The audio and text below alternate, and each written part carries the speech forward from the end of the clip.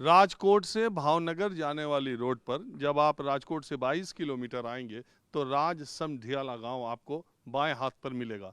इस गांव की बहुत सारी खासियत है। पहली तो ये कि पटेलों का बाहुल्य होने के बावजूद कोई यहाँ से विदेश नहीं गया। ज़्यादातर गांव के लोग परिवार के साथ गांव में रहते हैं और राजकोट या दूसरे शहरों में उनके परिवार के लोग बिजनेस भी करते हैं और खेती बाड़ी करते हैं।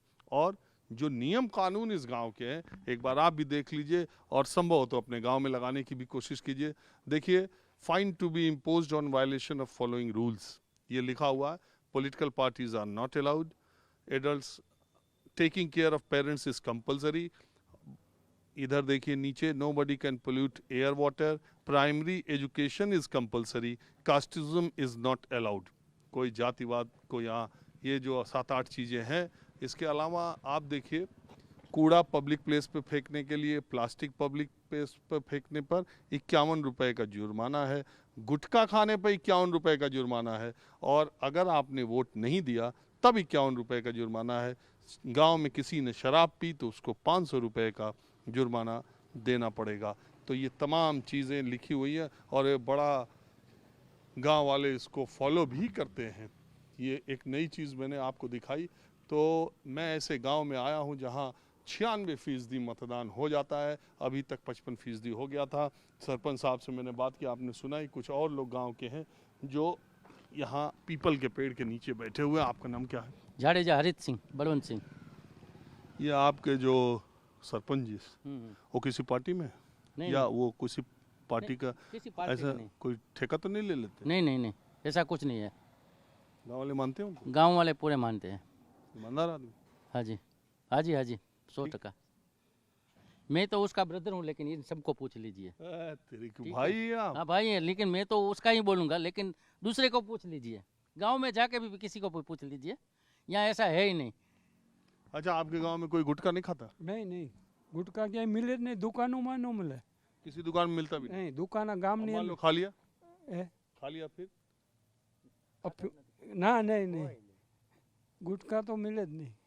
इस मामले में भी ये गांव है। मिले सोपारी। अच्छा, मावा मावा। मावा, बस, बाकी गुटखा नहीं। तो इस मामले में भी ये गांव हिंदुस्तान में अकेला ही होगा जिसमें एक आदमी अभी तक इसमें गुटखे की एंट्री नहीं हुई है। दूसरी बात ये बहुत ही साफ सुथरा गांव है। मैंने घूम करके देखा। आपको भी अगर मैं दिखाना चाहूँ दिखा दूँ। प्लास्टिक भी मना, वो सब तो मैंने बता ही दिया। आप देखिए कितना साफ सुथरा गांव है। गांव के लोग ही विलेज डेवलपमेंट कमेटी बना करके इसका सब नियंत्रण करते हैं। माहौल क्या है, मैं आपको देश के अलग अलग हिस्सों, गांव, इलाकों के लोगों से मिलाता रहता हूँ। अब थोड़ा माहौल क्या है ये बताइए। आपका नाम क्या है? मेरा नाम राजू भाई है।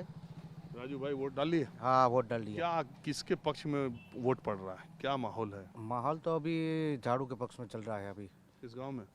पूरा गुजरात में ऐसा ही चलेगा, मेरे ख्याल से तो चलेगा ऐसा। गांव में तो झाड़ू ही है। आप बताओ।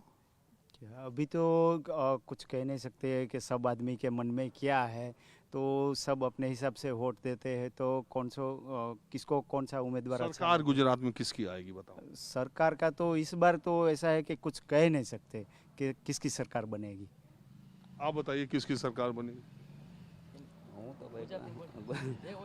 તો અહીં મત દેવા આવ્યો, રાજકોટ રહું છું। अच्छा, ठीक। आप बताओ किसकी सरकार बनने की है गुजरात में? સરકાર તો મોદી સાહેબ છે અત્યારે, પછી હવે આમાં આવે ઈ કેમ ખબર પડે આપણને? અત્યારે પછી કઈ આવે નવી સરકાર ઈ તો કેમ ખબર પડે?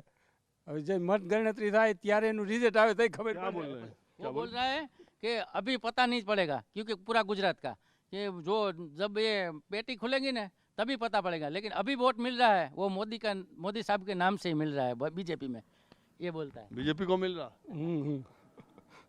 मोदी આગળ તો મોદી હતા, અત્યારે કોણ આવે કેમ ખબર પડે આપણને? आप बताइए किसको क्या लग रहा है? આપણને કાંઈ નો આમાં ખબર પડે। खबर ही नहीं। हाँ, आप बताइए हाँ जी। क्या माहौल वैसे लग रहा है? लेकिन ये तीसरा पार्टी आ गया ना आम आदमी का, तो कोई अभी नक्की नहीं कर सकता कि कौन सा आएगा। ये आम आदमी वाला किसका वोट काट रहा है, लेकिन 3 पार्टी हो गई ना, इसीलिए ये पता नहीं पड़ेगा, क्योंकि 8 तारीख को सब वो जो होगा ये पता पड़ जाएगा। सरकार किसकी बनने की उम्मीद है? सरकार में कोई वो है खतरा कि नहीं बीजेपी की नहीं भी बन सकती? असंतोष थोड़ा खेडूत को है, खेत वाले को, क्योंकि ये सब प्राइस बढ़ गई है। गृहिणी को भी फरियाद है, ये गैस का सिलेंडर का प्राइस बढ़ गया। ये थोड़ा इस साल में ये थोड़ा गिनगिनाट है, इसीलिए वो आम आदमी आ गया, वो मुफ्त में देने वाले के बोलता है। तो सब मजदूर लोग हैं, उसके मन में बिना प्रचार के उसको ये हो गया कि ये मुफ्त में मिलने वाला है, तो इसके तरफ थोड़ा झुकाव होगा। तो वो वोट काटने लायक वोट पड़ रहा है या जीतने लायक भी पड़ रहा है? वो क्या पता पड़ेगा, 8 तारीख को ही पता पड़ेगा।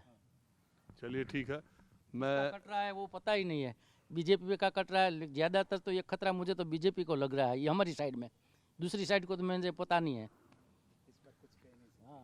चलिए तो फिर मैं, चूंकि ये तो गांव ऐसा था कि मैंने जब इसके बारे में मुझे जानकारी, तो मैंने सोचा कि पहले यहीं से शुरुआत करता हूं। अब मैं आपको दूसरे इलाकों में ले चलता हूं।